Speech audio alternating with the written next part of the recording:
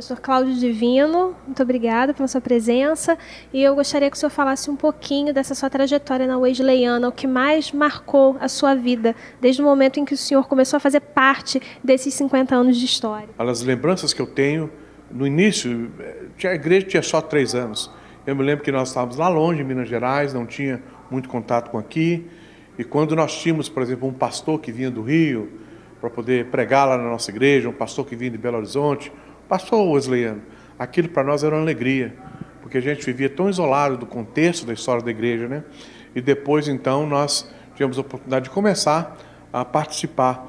O primeiro concílio da igreja que eu participei foi em 1973. Foi um concílio da igreja que aconteceu em Petrópolis. E eu me lembro que os cultos aconteceram na igreja central de Petrópolis, aquele morro lá em cima, na rua João Pessoa, e depois o encerramento foi no Quitandinha. Eu me lembro que tinha o pastor Daniel Bonfim, e eu me lembro que no encerramento do concílio, no culto de encerramento do concílio, eles começaram a fazer uma campanha para comprar um fogão. Os irmãos terão ideia de quanto é que nós éramos, vamos dizer assim, carentes naqueles anos 73. E todo mundo falando, vamos comprar um fogão, e o pessoal tirava dinheiro, a igreja não tinha nada. Então, se comprasse um fogão para que pudesse fazer comida para o pessoal do concílio, já era uma vitória. Em 87, 88, eu fui embora para a Central de Petrópolis. Eu cheguei em Petrópolis, foi uma dificuldade muito grande, porque a igreja não tinha templo, e tinha vendido o templo, e depois a pessoa que tinha comprado faliu. E, então, era uma dificuldade tremenda. Mas, não sei porquê, Deus viu em mim condições de poder começar aquele trabalho, então nós fomos para lá. E eu me lembro que a segunda vez que eu encontrei com como é que é o nome do engenheiro, Dr. Jorge Simão, que era o dono da companhia que estava em contato com a igreja, que tinha aquele contrato com a igreja, ele olhou para mim assim nos meus olhos e falou assim, olha, eu vejo que com você nós vamos resolver isso. E eu me lembro que nós apresentamos um projeto na cidade de Petrópolis. E aquele projeto ficou tramitando na Secretaria de Aprovação em Petrópolis e não saía, né? Eu me lembro que um dia, assim, na parte da tarde, devia ser aproximadamente umas 4 horas, 5 horas da tarde, eu fui lá para perguntar como é que estava o andamento do processo. E eles então me mandaram para uma sala, e logo depois chegou uma arquiteta. E ela chegou, olhou para mim e perguntou quem era, então nós começamos a conversar, e ela falou que a possibilidade de aprovar aquilo ali era muito difícil, porque aonde a igreja metodista wesleyana estava desejando construir o prédio, era simplesmente uma área histórica. Então não poderia construir aquele prédio ali. Então ela viu que a possibilidade era muito mínima. Então eu virei para ela e falei assim, olha, doutor, eu sei que você é a pessoa que vai fazer essa decisão, mas eu quero te pedir, em nome de Jesus, que a senhora faça tudo o que puder por nós. Quando eu falei isso, ela virou um bicho. Ela olhou para mim e falou assim, olha, você não me peça nada em nome de Jesus. Você pode pedir em qualquer nome, mas não em nome de Jesus. E eu me lembro que aquilo me chocou na hora. Entendeu? Aí eu olhei bem para ela e falei assim, olha, a senhora pode rejeitar, mas eu vou pedir a senhora até o dia que esse processo sair, em nome de Jesus. Porque isso não é para mim e não é para a igreja, isso é para Jesus. E eu me lembro que eu voltei para casa e eu chorei muito aquela noite.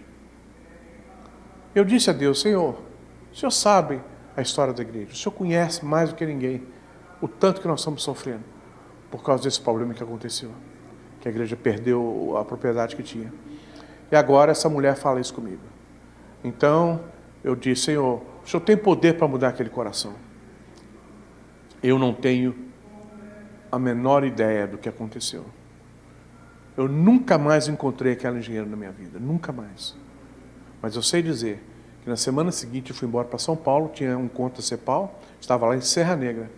E quando foi na quarta-feira, menos de uma semana depois, eu recebi um telefonema em São Paulo, o presbítero Vanderlei Batista de Mello, e ele me disse, olha, pastor Cláudio, nós podemos celebrar, porque eu fui na prefeitura e o alvará foi então dado para nós. Quando nós começamos a construção, foi tudo, correu de uma maneira tremenda, muito desafio, porque a gente precisava inaugurar a igreja em setembro e não tinha assim, ideia de quanto é que tudo ficaria pronto, não sabíamos se tudo ficaria pronto. E nós tivemos negociações muito boas, compramos a propriedade do lado, que era uma casa grande, Eu me lembro que é uma coisa até incrível, no dia que eu falei com um advogado, com o Dr. Jorge, ele se transformou em nosso engenheiro. Ele foi lá, olhou a casa e falou assim, não, você pode comprar que essa casa é boa. Ele aconselhando a gente. E no dia que nós compramos a casa, eu vendi para ele de volta os apartamentos que ele tinha dado para a gente, que na época foram 120 mil. Ele pagou 120 mil, me deu um cheque e me perguntou assim, você tem dinheiro para a escritura? Eu falei, não tenho.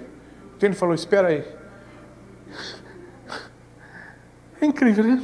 Ele foi lá, assinou um cheque de 10 mil e falou, esse aqui é o dinheiro da escritura.